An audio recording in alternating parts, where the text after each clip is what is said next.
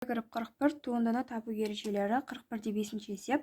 Мұнда f от x функциясының туындысын 0-ге теңестіріп, оның теңдеуін шығару қажет.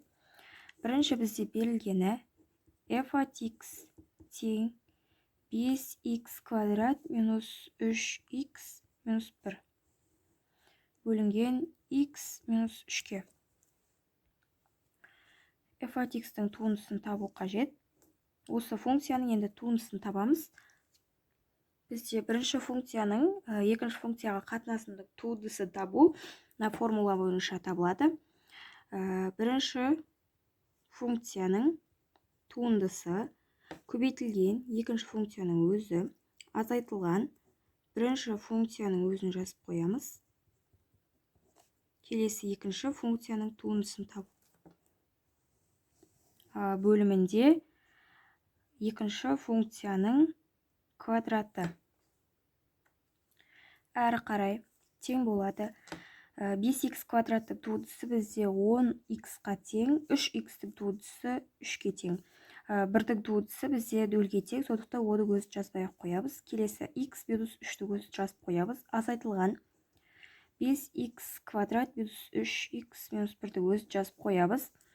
Бізде x-тің туындысы 1-ге тең, ал 3-дікі 0-ге тең. 1-ден 0-ді азайтсақ, онда 1 болады, оны жазбай қойсақ болады. Бөлінген x минус 3-дің квадраты тең болады. 10x-ті x-қа көбейтсек, 10x квадрат болады. Минус 30x минус 3x плюс 9. Минус 5x квадрат минус 3x минус 1. Мұнда 3-дің алды минус болғаннан кейін, мұндағы минус пен плюс болады. 1-дің алды минус 1, мұна минус пен плюс болады. X минус 3-дің квадраты тең болады. 10x квадраттан 5x квадратты алсақ, 5x квадрат болады. 3x пен мұндағы 3x қысқарып кетеді. Минус 30x қалады. Және де 9-ға 1-ді қоссақ 10 болады.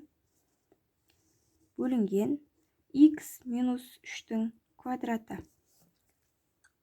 Біз f от x функциясының туындысы тауып алдық. Енді осы туындыны 0-ге теңестіретін боламыз. 5x квадрат минус 30x плюс 10 тең болады 0-ге. Осы өрнегімізді 5-ке қысқартып тастайық. Сонда x квадрат минус 6x плюс 2 қалады. Тең 0-ге. Әрі қарай дискриминант табамыз. 6-ның квадраты 36. Минус 4 көбейтілген 1 көбейтілген 2. Тең болады. 36 минус 8. 36-тан 8-ді азайтқанда бізде 28 шығады. X 1-ді табатын болсақ, 6 минус 28 дегеніміз 2 көбейтілген түбір асты 7 бөлімінде 2. Бұл тең болады. 2-ні жақшаның сыртына шығарып, жақша ішінде 3 минус түбір асты 7 қалады. Бөлімінде 2. 2 мен 2 қысқарады. Сонда x1-іміз тең болады 3 минус түбір асты 7-ге. x2-іміз тең болады 6 плюс 2 түбір асты 7 бөлінген 2 тең болады 3. 2-ні жақшаның сыртына шығарамыз. 3 плюс түбір асты 7 бөлінген 2. 2 мен 2 қысқарады. Тең болады 3 плюс түбір асты 7-ге.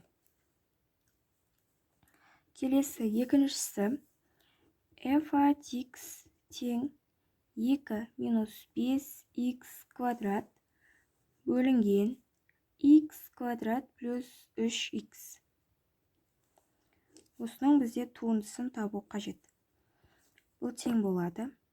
2 минус 5x квадраттың туындысы көбейтілген x квадрат плюс 3x. Азайтылған 2 минус 5x квадрат көбейтілген x квадрат плюс 3x.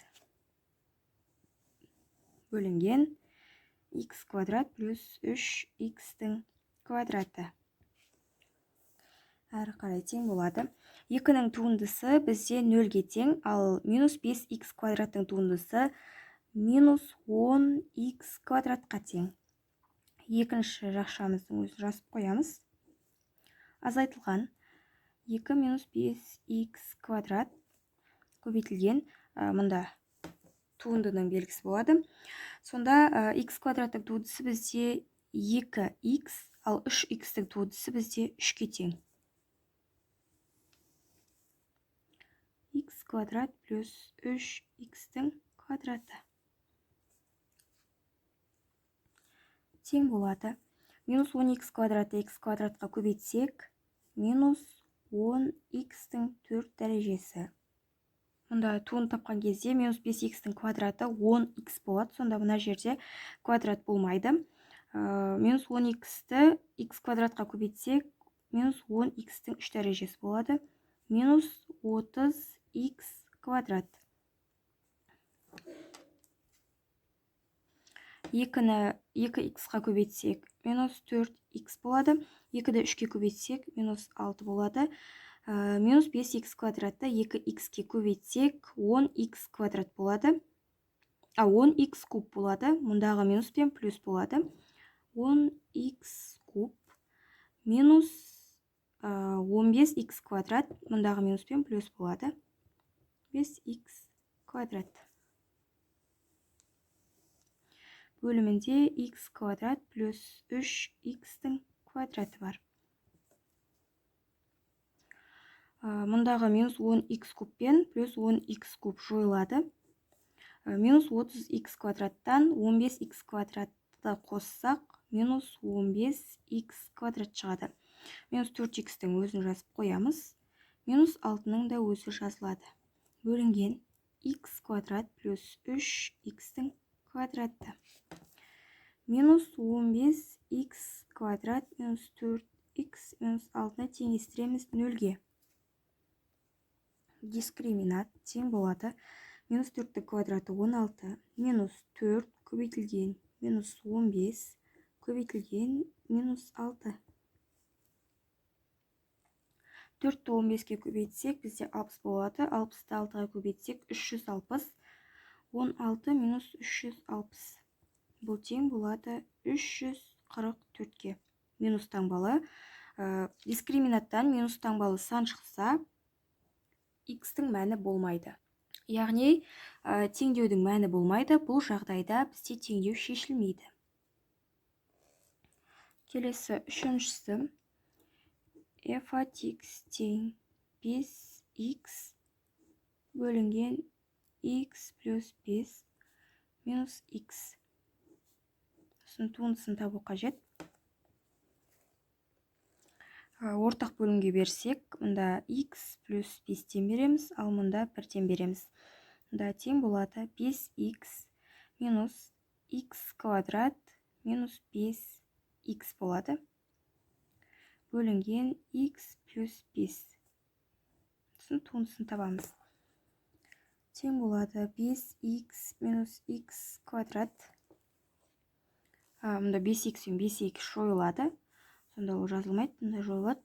Минус x квадраттың туындысы көбейтілген x плюс 5 минус x квадрат көбейтілген x плюс 5-тің туындысы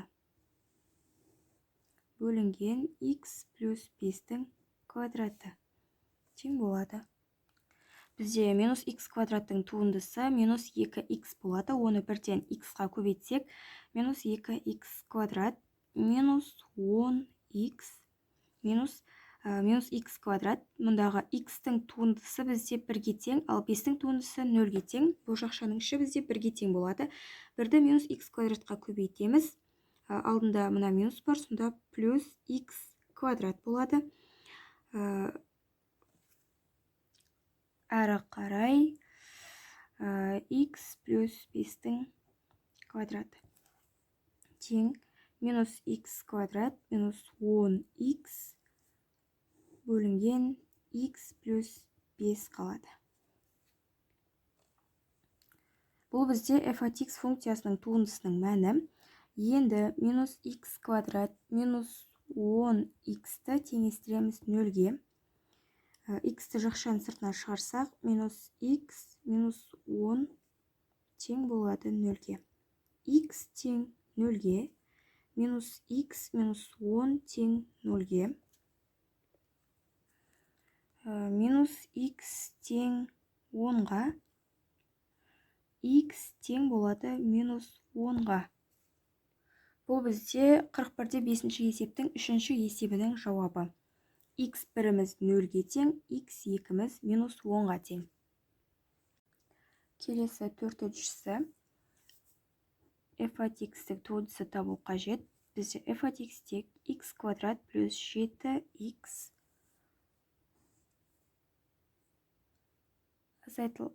бөлінген x плюс 3 азайтылған 2x бөлікет x плюс 3.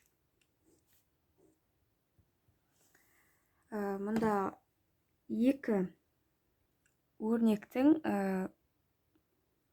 бөлімінің мәндері бірдей. Сондықтан бірге жазсақ x квадрат 7x-те 2x-ті азайтсақ бізде 5x болады. Бірден жазып ала берейік.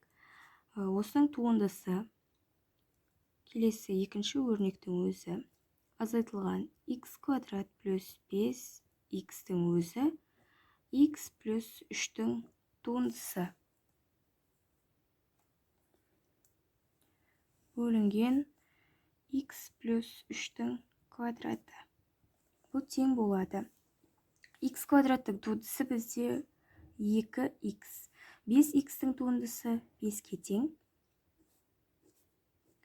X плюс 3-тің өзін жазамыз. Азайтылған x квадрат плюс 5x.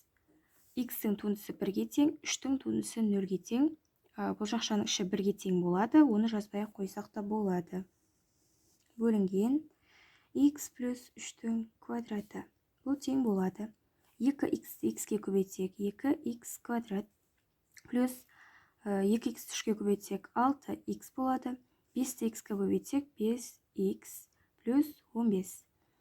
Минус x квадрат минус 5x болады. Бөлінген x плюс 3-тің квадраты.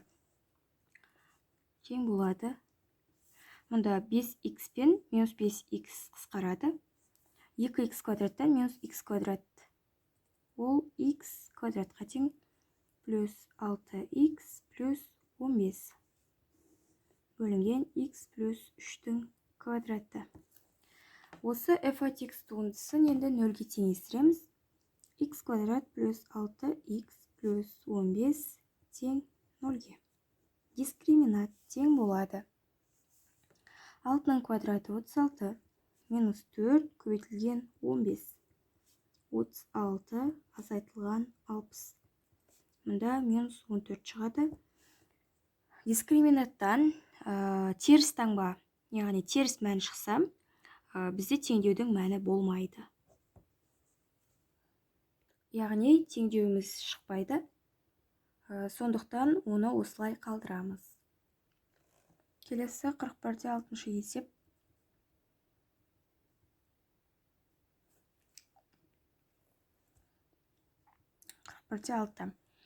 Мұнда f от x-тің туындысын үлкен немесе тең 0-ге теңсіздігін шешу қажет.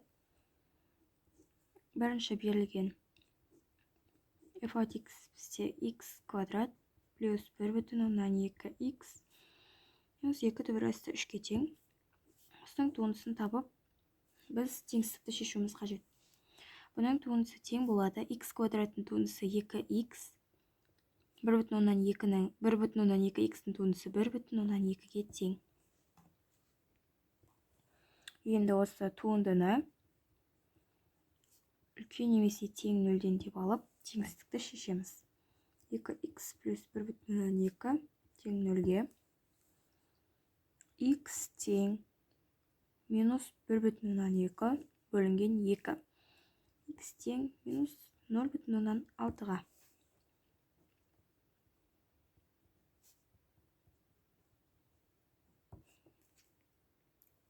Келесі екіншісі f от x тең x куб плюс 6x квадрат минус түбір асты 3. Осының туындысын табамыз. 3x квадрат плюс 12x. 3x квадрат плюс 12x үлкен немесе тең 0-ге.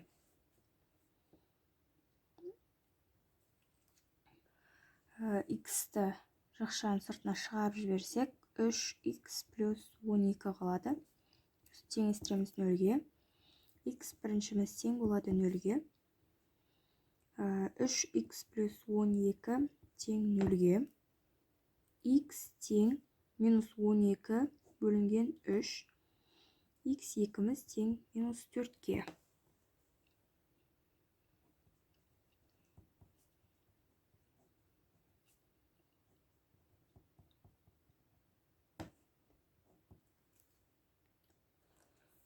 Келесі үшіншісі f от x тең x-тің 5 дәрежесі плюс 111 x куб минус 21 түбір асты 7.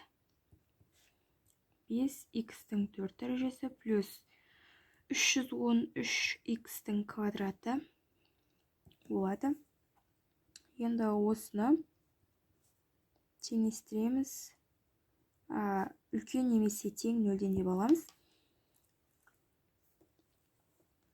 X квадратты жақшаның сыртына шығарсақ, 5x плюс 333 болады. Тең 0-ге. X квадрат тең 0-ге. 5x плюс 333 тең 0-ге. Квадрат бар. X квадрат тең болады минус 333 бөлінген 5-ге.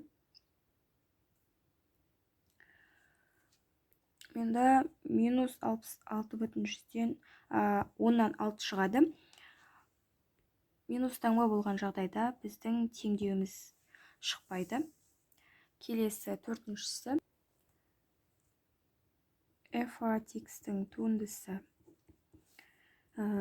x куб плюс 3x-тің 4 дәрежесі минус 3x квадрат плюс 1-дің туындысы. Тең болады 3x квадрат плюс 12x куб минус 6x. 12x куб плюс 3x квадрат минус 6x. Үлкен немесе тең 0-ден. X-ті жақшаның сыртына шығарсақ, 12x квадрат плюс 3x минус 6 тең 0-ге. X1 тең болады 0-ге. Келесі екіншісі 12x квадрат плюс 3x минус 6 тең 0-ге. Дискриминант табамыз. 9 минус 4 көбейтілген 12 көбейтілген минус 6 тең болады 9 плюс 288. Бұл тең болады 297-ге. X2 тең болады минус 3. 297-ден түбір астынан 3 түбір асты 33 шығады. X2-міз минус 3 түбір асты 33 бөлінген 24-ге. 3-ті жақшаның сыртына шығарсақ, минус 1 минус түбір асты 33 қалады. Бөлімінде 24. 3 қысқарады. 24-ті қысқартсақ 8 болады. Минус 1 минус түбір асты 33 бөлінген 8. Ал x3-міз тең болады минус 1 плюс түбір асты 33 бөлінген 8-ге.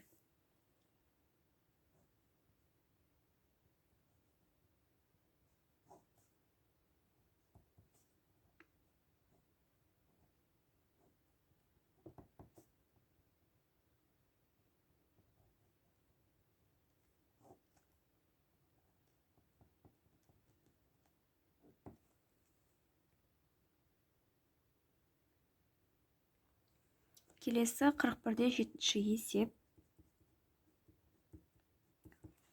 Мұнда берілген өрнек туындысы болатындай қандай да бір f от x функциясының формуласын жазу қажет. Бізде берілгені 4x куб плюс 6x квадрат минус 2 түбір асты 3.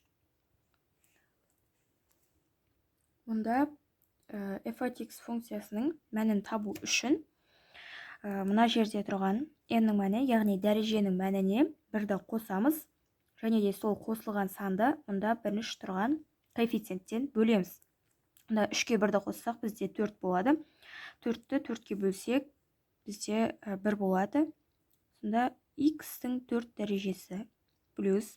Мұнда да солай 2-ге 1-ді қоссақ 3 болады. 6-дан 3-ті бөлсек бізде 2 болады. 2x-тің 3 дәрежесі минус. Мұнда дәреже 1-ге тең. Яғни 1-ге 1-ді қоссақ 2 болады. 2-ні 2-ке бөлсек түбір асты 3x болады. x-тің квадраты. Және де мұнда қандай да бір тұрақты сан бар. Ол бізде с болады. Немесе оның орнына кез келген сан қойсақ болады. Міне біз осы табылған туындының табу формуласын жаздық. Енді келесі екінші берілгені бізде 2-ден 1 x куб минус 3x квадрат минус түбір асты 3x. Бұл тең болады. 3-ке 1-ді қоссақ бізде 4 болады. 2-ден 1-ді 4-ке бөлсек бізде 8-ден 1 шығады. x-тің 4 дәрежесі минус x куб минус түбір асты 3 бөлінген 2 x-тің квадраты және де плюс с. С-ның орнына кез келген сан қойып жаза аласыздар. Келесі үшіншісі. Бізде берілгені 5x куб минус 0,6x квадрат плюс түбір асты 7x минус 4. Бұл тең болады. 4-тен 5 x-тің 4 дәрежесі минус 0,2 x-тің кубы плюс түбір асты 7 бөлінген 2 x квадрат минус 4x плюс с. Келесі төртіншісі. Берілгені минус 5 бөлінген x куб плюс x-тің 4 дәрежесі минус 7. Бұл тең болады 5 бөлінген 2x-тің квадраты плюс 5-тен 1 x-тің 5 дәрежесі минус 7x плюс с-ға. Осының туындысы. Неге мен минус 5 бөлінген x кубты 5 бөлінген 2x квадратқа тең дедім. Осыны дәлелдейік. 5 бөлінген 2x квадраттың туындысын табатын болсақ, бұл тең болады 2-ден 5 көбейтілген x минус 2-ге.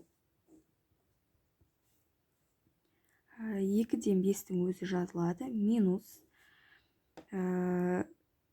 x минус 2-нің туындысы бізде минус 2 x-тің минус 2 минус 1 формула бойынша. Сонда 2 мен 2 қысқарады да минус 5 x-тің минус 3 дәрежесі болады. Бұл тең болады минус 5 бөлінген x-тің 3 дәрежесіне. Келесі бесіншісі. Минус 5 бөлінген x-тің 4 дәрежесі плюс 3x-тің 4 дәрежесі минус 7x плюс 1. Бұл тең болады минус 5 бөлінген 3x-тің кубы плюс 5-тен 3 x-тің 5 дәрежесі минус 3,5 x-тің 2 дәрежесі плюс x плюс с.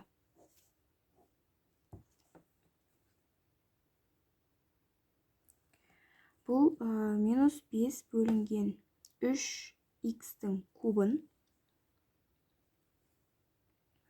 Мұнда алдында минус болса, бұл жер плюс болады. Осының туындысын тапсақ, 3-тен 5 көбейтілген минус x-тің минус 3 дәрежесі тең болады 3-тен 5 көбейтілген минус 3x минус 3 минус 1. 3 пен 3 қысқарып кетеді. Сонда 5 минус 5 x-тің минус 4 дәрежесі болады. Бұл тең болады минус 5 бөлінген x-тің 4 дәрежесіне. Келесі 6-шысы. Берілгені 3 түбір асты 5 плюс 5 бөлінген x куб минус x-тің 6 дәрежесі минус 7. Бұл тең болады 3-тен түбір асты 5x минус 5 бөлінген 2x квадрат минус 7-ден 1 x-тің 7 дәрежесі минус 7,5 x-тің квадраты плюс с.